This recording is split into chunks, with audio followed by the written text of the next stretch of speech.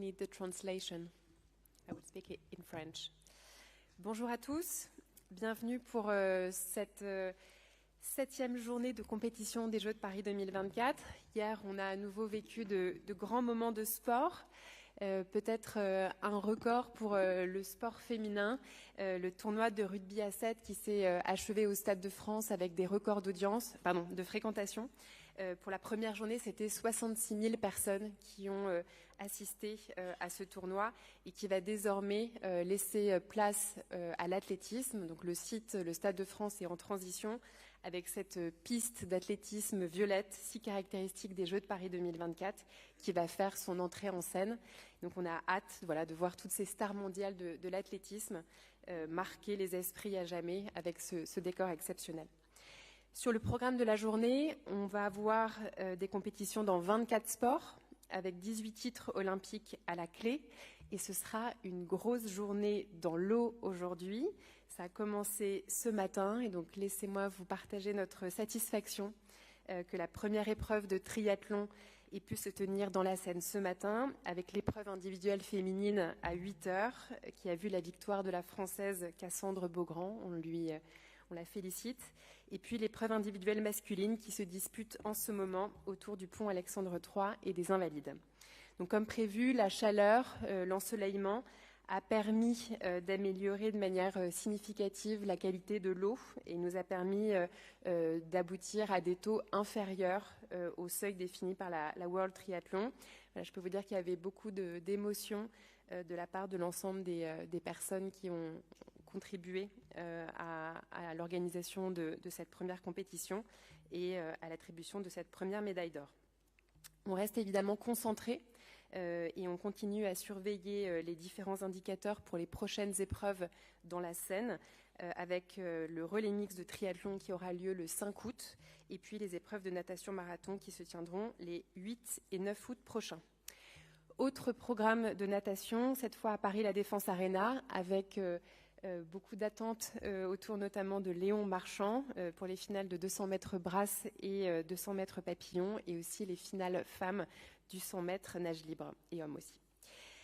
Et pour finir, peut-être juste un mot pour vous dire que voilà, ces jeux sont définitivement les jeux de la fête. Donc ce sont plus de 1 million de visiteurs qui se sont déplacés depuis le début des jeux pour profiter de l'ambiance dans les sites de célébration. Donc vous avez de la chance d'être aujourd'hui à Paris et de pouvoir profiter de l'ambiance dans les sites de compétition. Mais elle existe aussi un peu partout en France avec tous ces sites de célébration qui permettent de réunir très largement les Français depuis le 24 juillet. Et aujourd'hui, ce sont plus de 500 000 spectateurs qui sont attendus sur nos sites de compétition. Marc? Morning, everyone. Couple of quick broadcasting sentences just for those that are interested. NBC saying that Paris Olympic consumption on streaming platforms is already more than the combined total from Beijing and Tokyo together. And digital, 626 million engagements yesterday. Engagements, not impressions. Olympic social media have now generated over 7 billion for Paris 2024. That's engagements.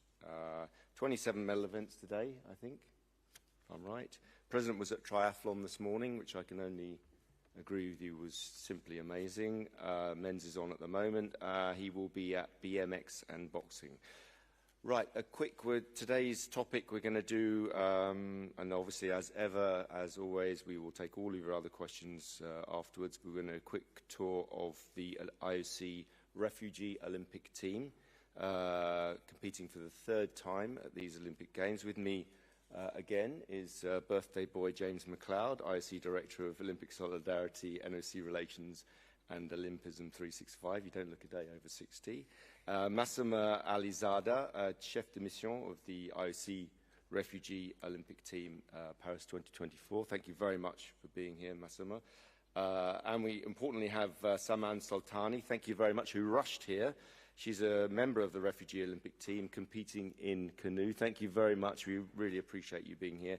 And finally, last but not least, Jojo Ferris, head of the Olympic Refuge Foundation. So let's do a quick little tour de table.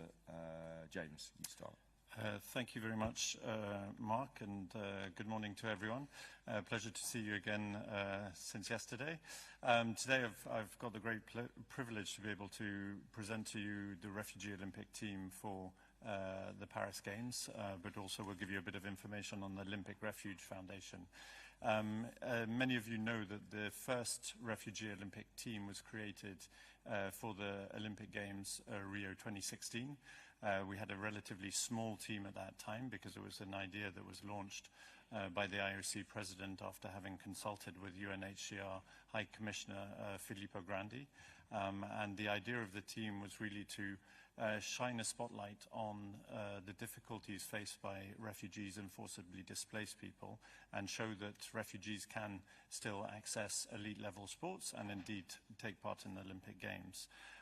Following the Rio Games, we created the Olympic Refuge Foundation to show our ongoing commitment to this problem.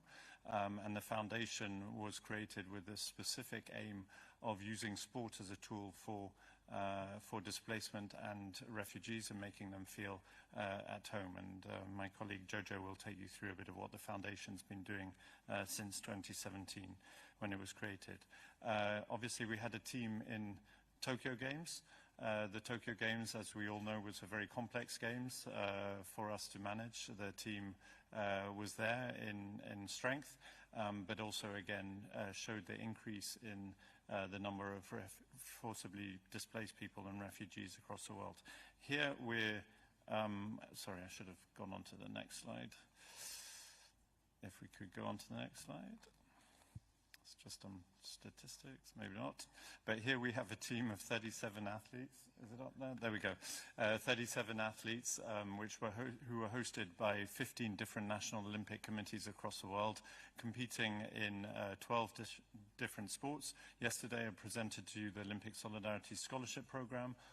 74 athletes in total benefited from those programs and a specific support to allow them to get to the Games.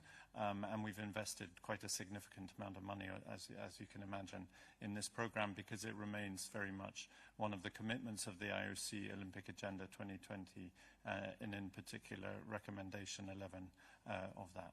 So with that, you don't want to hear more from me, but I'm going to pass over to Massima, the chef de mission of the Paris team. Massima, please. Thank you, James. Hello, everybody. I'm Massima Alizada, chef de mission for Refugee Olympic team. For the last 2 weeks, I have the opportunity to spend time and meet athletes on the Refugee Olympic team, and I have been inspired to their commitment and can say that I am proud to be chef de mission for this team. And I'm also very proud that there are 37 athletes who are representing the more than 100 million displaced people at these Olympic Games. They represent us with grace and demonstrate what refugees can achieve if they are welcome into their new communities and allowed the opportunity to thrive. So far, the team has had a very positive start to the Games, with athletes already having participated in cycling, boxing, judo, badminton, canoe slalom, and swimming.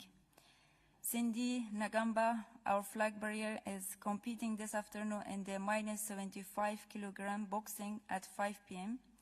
And in the days to come, we'll continue with more competition coming up in athletics, cycling, canoeing, kayak, taekwondo, weightlifting, and breaking.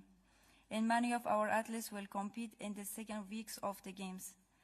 This is the most competitive team we have ever had, and we have high hopes for the remaining 12 days of the Games. Thank you so much.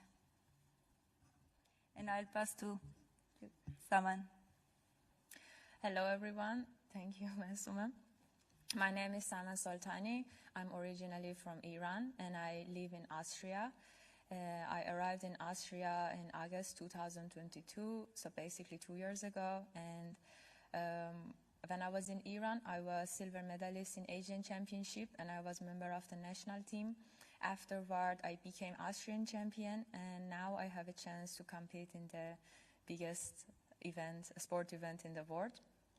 And I'm a refugee, and I'm happy to answer any questions regarding to the sport and refugee. Super, thank you very much. Jojo, do you want to? Thanks, Simon. Thanks, Massimo. Thanks, James, Mark. And thanks to everyone for being here today and showing your support. I mean, these 2 weeks have an opportunity to put the 37 athletes and the Refugee Olympic team on the global stage. Similarly, it allows us to draw attention and understanding of the global reality that 120 million people, or 1 in every 69 people across the globe, have been forced to flee their homes. And in addition to the team at the Olympic Refuge Foundation, it's our work 365 days a year to support refugees and displaced people through sport, whether that be in Uganda through a Game Connect program focusing on improving mental health and well-being, or in Bangladesh building resilience to address the issue of climate displacement, or right here in Greater Paris, where we have an amazing initiative called Terrain d'Avenir, which provides free access to thousands of people who are affected by displacement to access sport, whether it be boxing, taekwondo, swimming, dance, many, many more. And in fact, the Cindy Ngamba, when she's boxing this afternoon, there'll be a number of people who've been engaged in Terrain d'Avenir who are coming to the venue this afternoon to cheer her on, and I think that's a good example of connecting that elite level and what the team represents with the work we're doing in the community. By the closing ceremony, I hope we'll be celebrating the first ever Olympic medal for the Refugee Olympic team.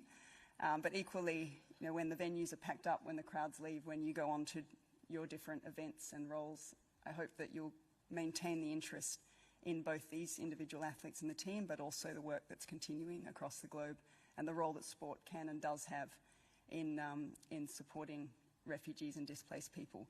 We've got an amazing campaign that was launched, the 1 in 100 million campaign. It's already having 27 million social engagements. It is based on the emblem that was created for the Refugee Olympic team that you'll see us all wearing here, and on the symbol in the middle of that is the heart, which connects to our work, and someone does it wonderfully. Maybe you can give a demonstration now of the heart to show your support. So we encourage everyone to get behind that campaign and amplify that and continue to ensure the ongoing engagement there. Thank you.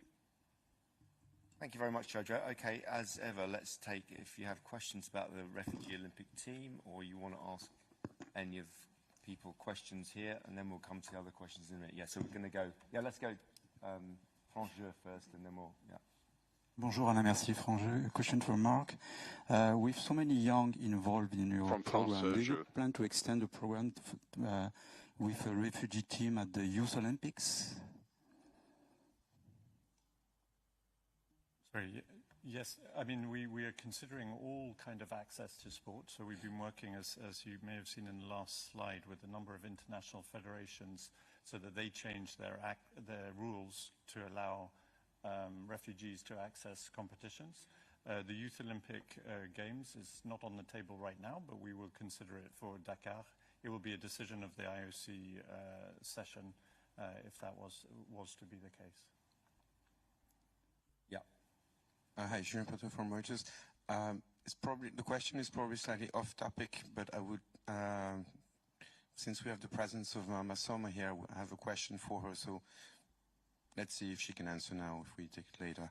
The French athletes are not allowed to wear the hijab because of France's secularism principles. So what do you think of the French authorities' proposition to Muslim runners who come by Silla to wear a cap instead of a hijab during the opening ceremony?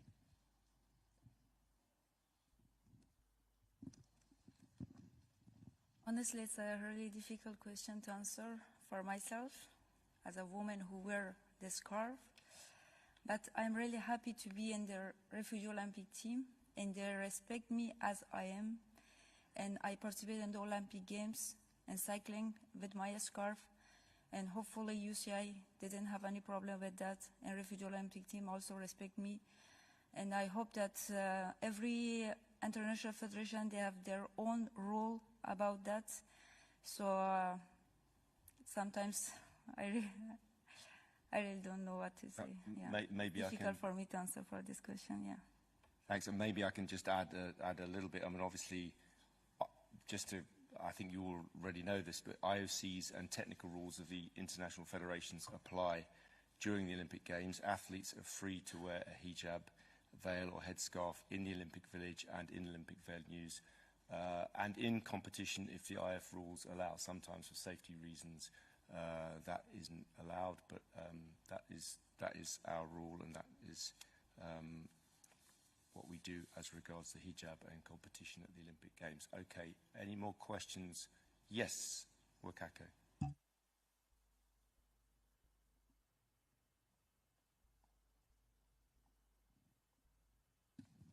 Thank you, Wakako Yuki from Yomiuri Shimbun.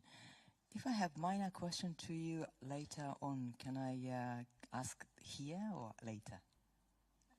Please. Okay. And to refugee team, indeed, it was nice to see all those refugee athletes compete. Saman, could you tell us what are the common difficulties of refugee athletes when you aspire to be here and then getting onto the podium, and how does this experience means to your life? What is your aspiration for your future? And chef de mission, if I may, what does it mean to the world refugee out there? If refugee team has a medal, what's the significance? So Saman, do you want to answer that, and then we'll come to myself? Yes.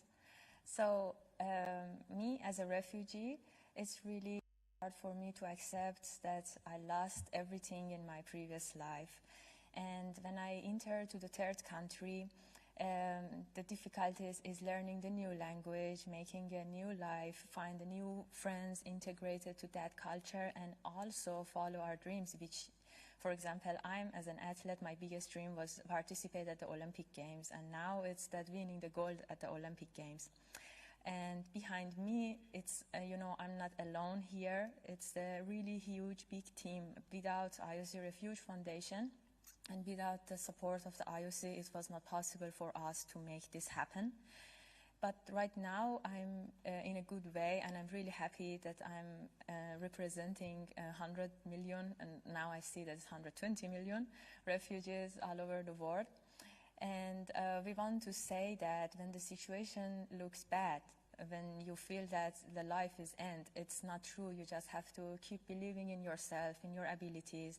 And we want to give hope to all over the world that it's possible. You can do it. If you can dream it, you can achieve it, and just keep going.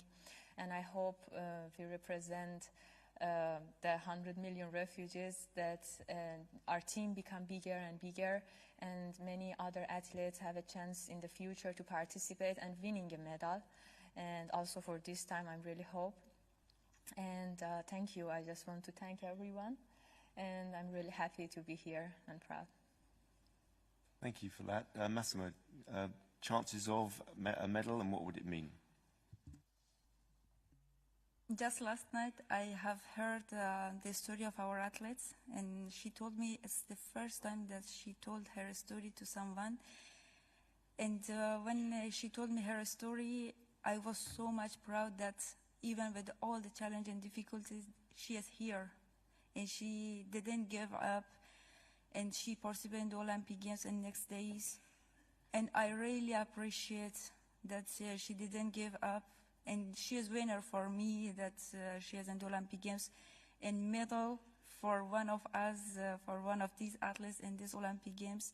It will be huge for sure, and it's a big achievement, and for sure for all refugees around the world, it will be really a big achievement, and I'm sure that we will make proud all refugees around the world. We will make smile them, and we hope for that. But for me already, all these athletes that will participate in the Olympic Games, they're already winner, and I really appreciate their hard work, and I really appreciate that they didn't give up, because when I heard these athletes, the difficulties that she had, every time I said that, oh wow, how she has a courage, how much she was resisted against of these difficulties, and now she is here, and I am really proud of all of these athletes in our team.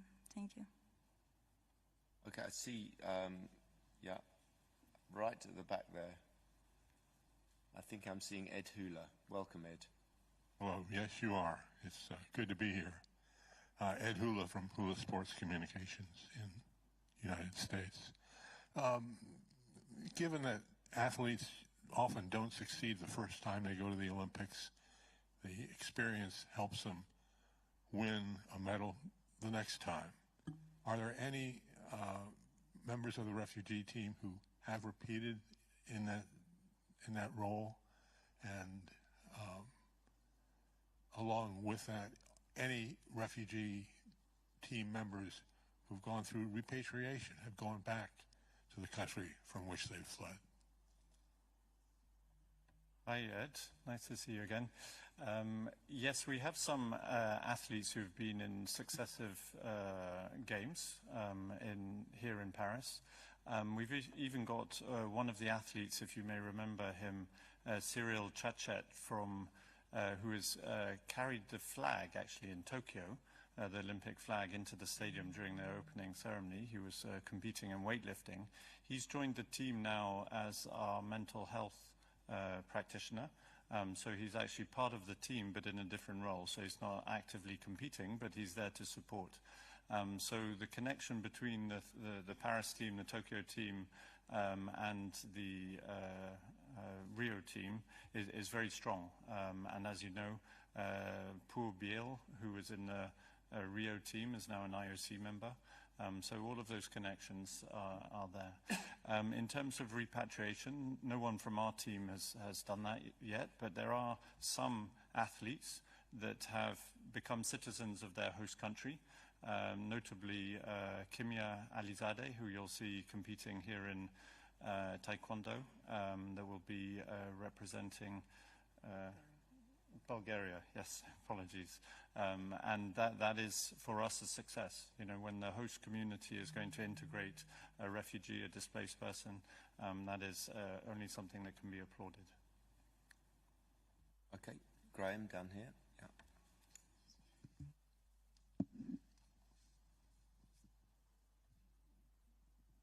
Thank you.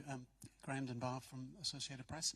One of the best chances for medals probably in the men's 5,000 meters. Dominic Lubalu, who we spoke about in Tokyo, has had a difficult relationship, difficult history with the refugee team. He's been training and competing in Switzerland for the last 5 years. He wanted to run for Switzerland here. I think when he accepted your invitation to be part of the refugee team, because he couldn't run for Switzerland, he said he wanted to kind of be a bit separate, have his own coaching, his own people. Has he been a part of the refugee team in the village, involved in all the things you're doing here? Because clearly I think the Swiss Athletics Federation considers him as one of their own. Has he felt like he's been part of the team while he's been here in Paris? Yeah, Graham, I'll take that. I mean, you'll have to ask him whether he feels appreciative of the invitation that the IOC Executive Board extended to him. I think I was talking yesterday in the Olympic Solidarity presentation about access to sport. One of the points about this refugee Olympic team is to allow refugee athletes, in whatever status they are, to have access to the biggest stage around. And the Executive Board, when they made the decision to invite Dominic, which was a difficult legal one as well because of nationality issues there with the Swiss system, we decided, well, the Executive Board decided that it would be in the best interest of the athlete to make sure that he was able to come and participate in the Games as a refugee Olympic athlete. Now, each athlete has their own training schedule, their own training needs. And Dominic's team, that is based in Switzerland, was very clear that his needs, especially in his endurance race, was to spend more time preparing in a different location. And from our point of view, like any National Olympic Committee, we looked at that favorably because we wanted to make sure he would be able to come here in the best possible way. So he did get some exemptions, but that has been the same as we had in Tokyo and here with other athletes who've returned home to do some more training before coming in for their event. So there's nothing untowards about that.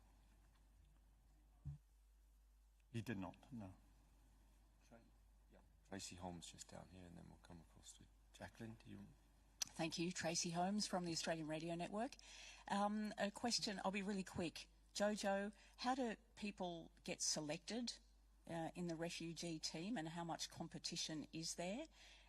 Masuma, there is a woman who is competing for the Afghanistan team here, and I wonder how you feel about Afghanistan having a team with women, especially since women can't participate in sport in your country. And Saman, very quickly to you, do you hope one day that you are not recognised as a refugee, but as somebody that doesn't have that label, or are you okay with that label? Thank you very much.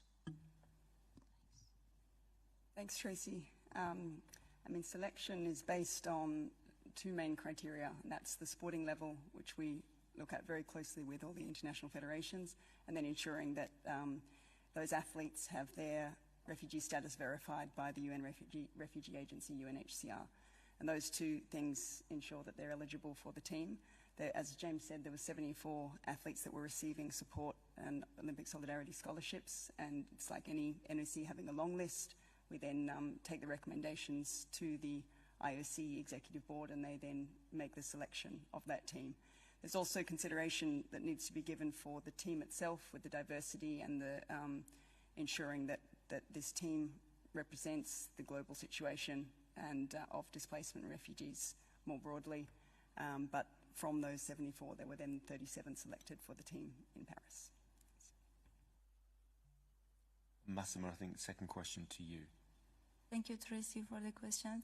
Yeah, for sure that women, even from Refugee Olympic team, and 3 women from Afghanistan team, they are a symbol of hope for all women of Afghanistan.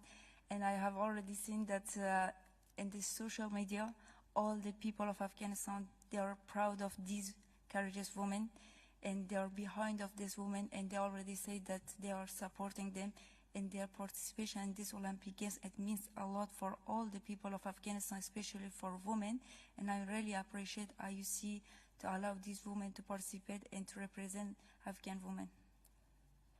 Thank you very much. Yeah, Saman, question about how you feel about the label of being a refugee. Do you want to escape it or whatever?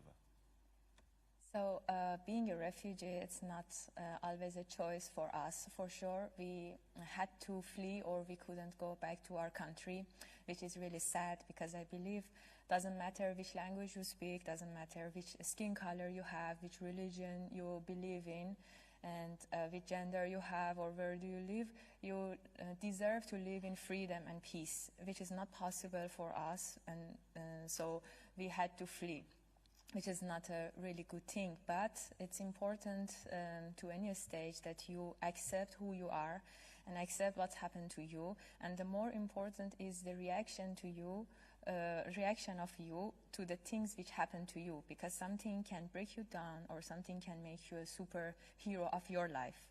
So for me, in my case, I'm refugee, I'm Iranian, and I'm proud of who I am, and I'm proud of this team that I'm one of the member of it, and yeah, I hope I answer your question. Thank you. Very good answer. Yeah.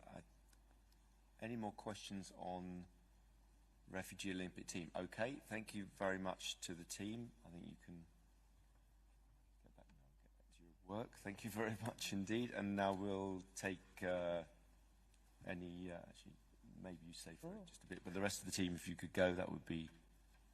That would be good. Thank you very much indeed. Excellent. Thank you.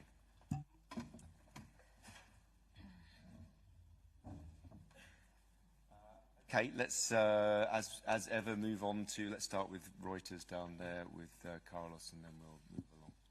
Thank you very much. A question for the IOC, Mark. We saw U.S. lawmakers yesterday accuse the IOC and WADA of strong-arming them to the U.S. government to stop an FBI investigation into WADA and the 23 swimmers by threatening with the Salt Lake City Olympics.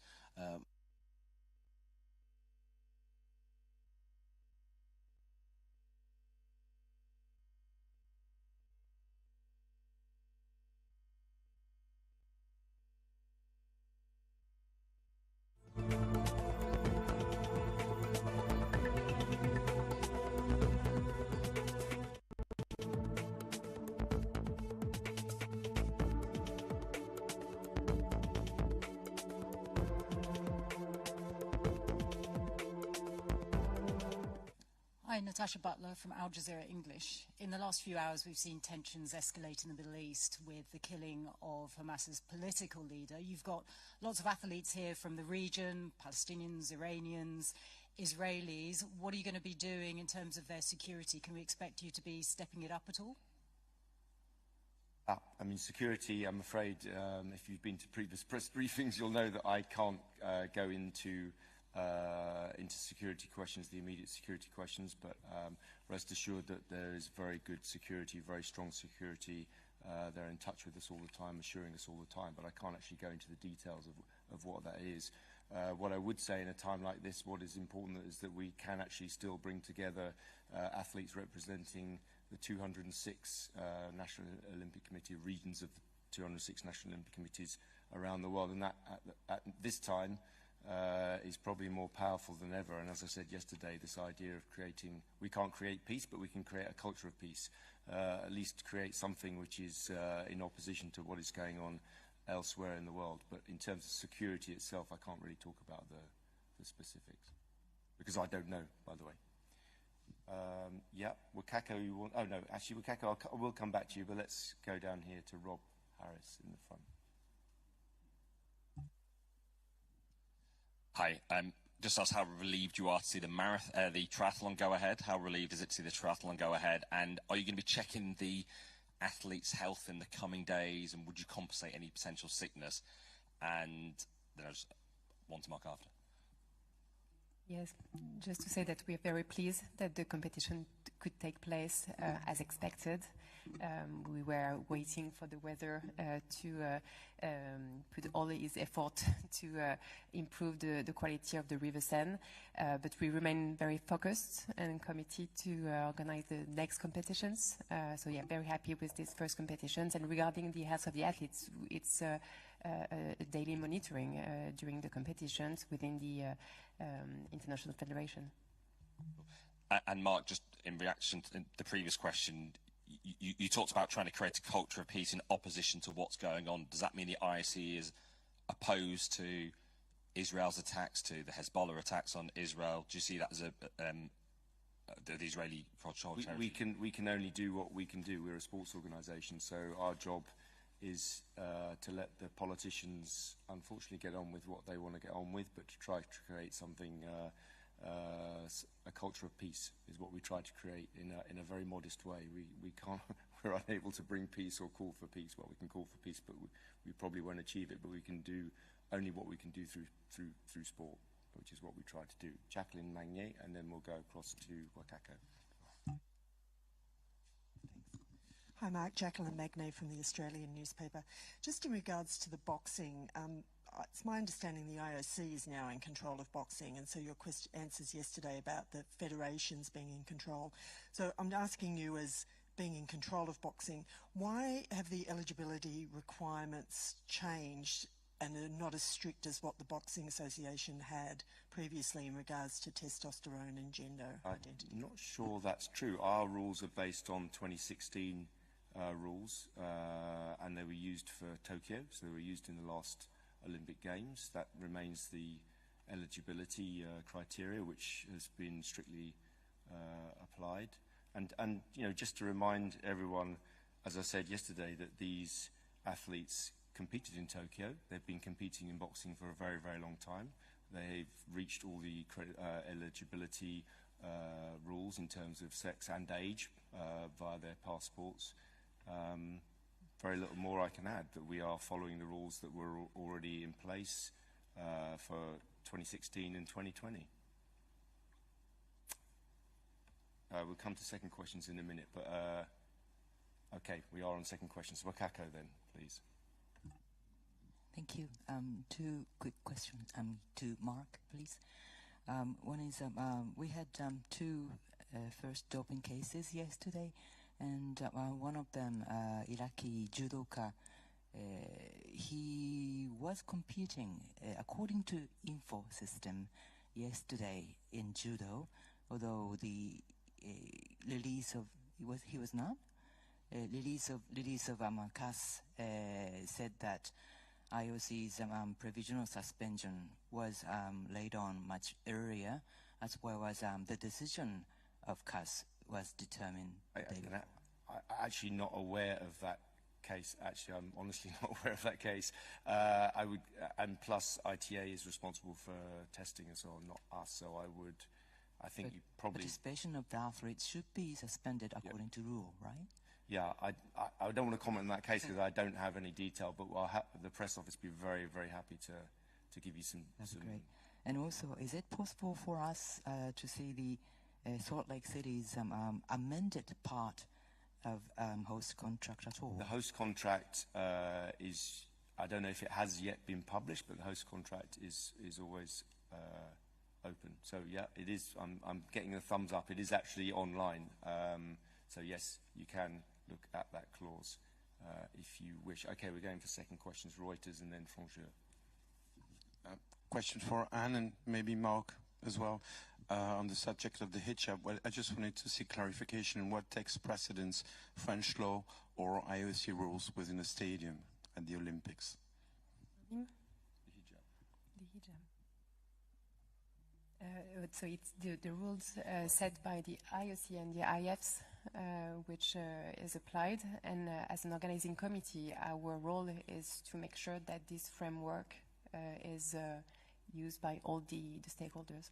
I mean, just to reiterate, athletes, as long as there's no safety issue, some IFs have issues with safety in certain of the sports, which you can understand, there is no issue for anyone to wear a hijab if they wish to.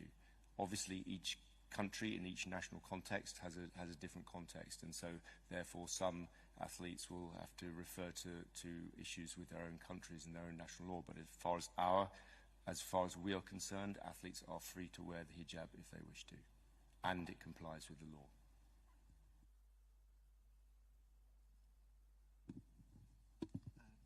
A question for Mark regarding the allocation of medals for the team event, figure skating team event at Beijing on August 7.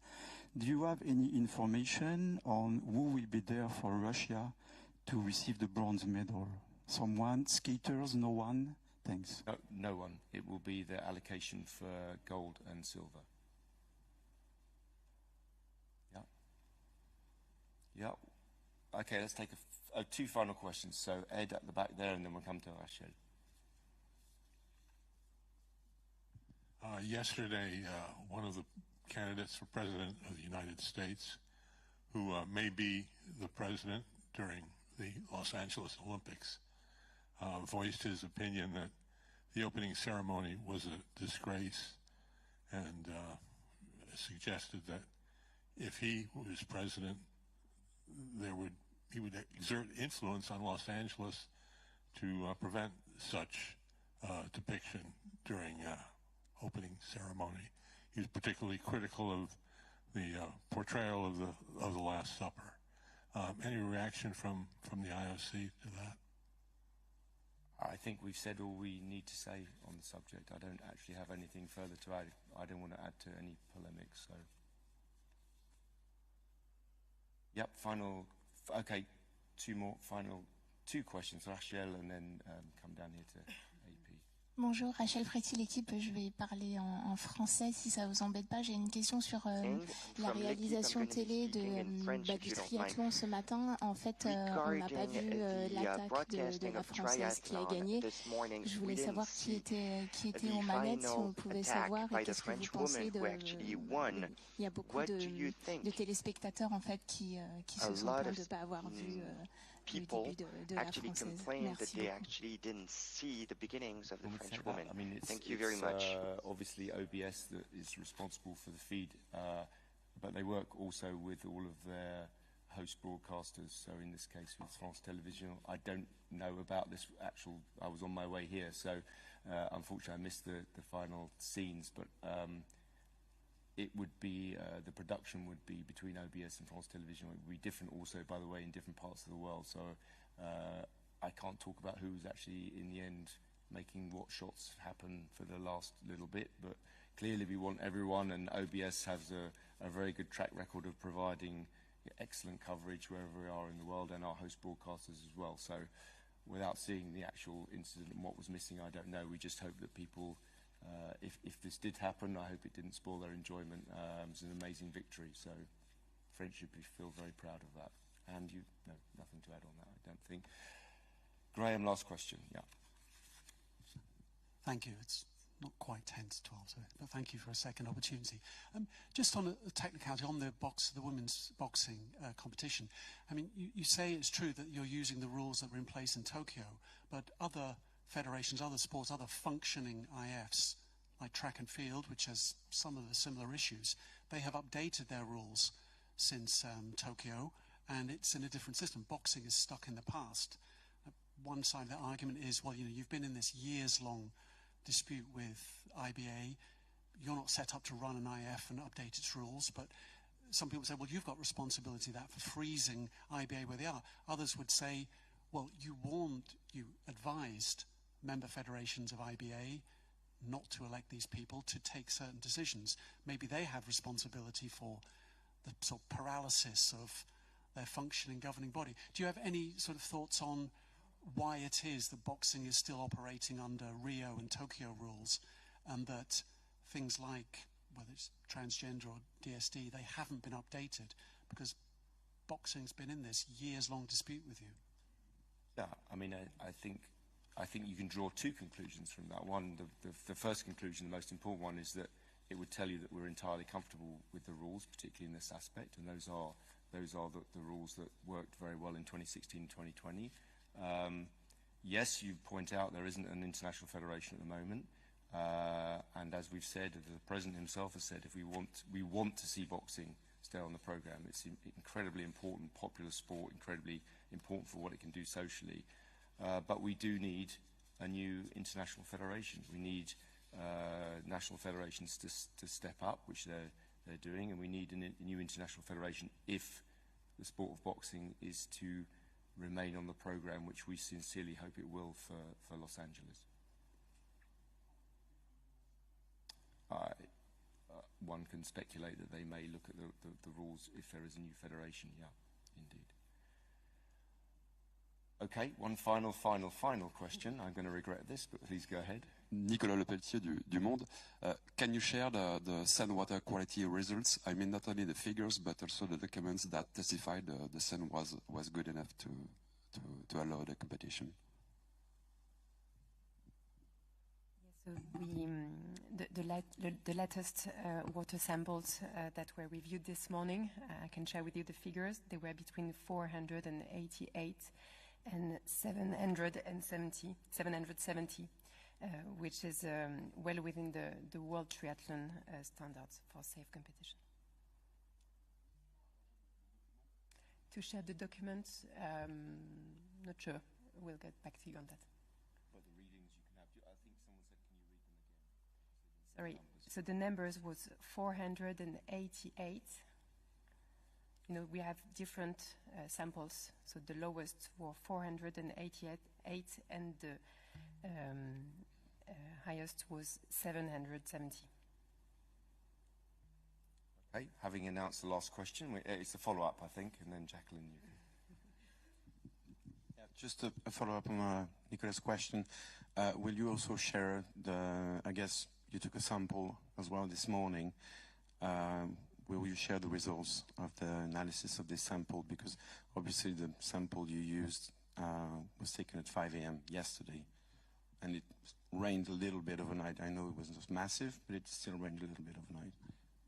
Have the discussion with World Triathlon and get back to you.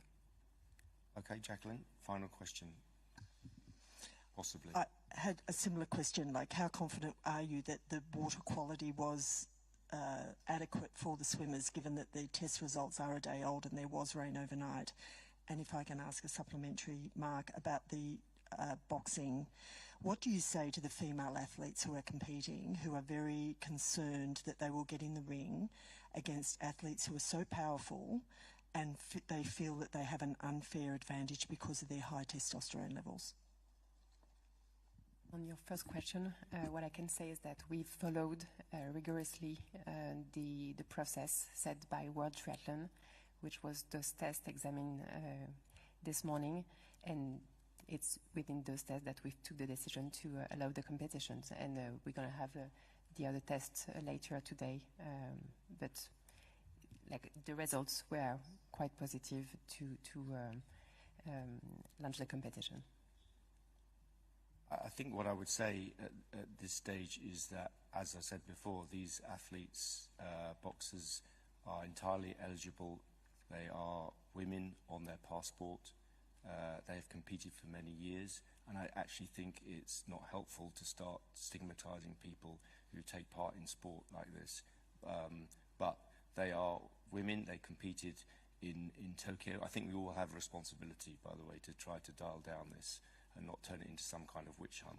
These are regular athletes who've competed for many years in boxing. They're entirely eligible. They are women on their passports, and that, I think, is enough said from me. So thank you very much.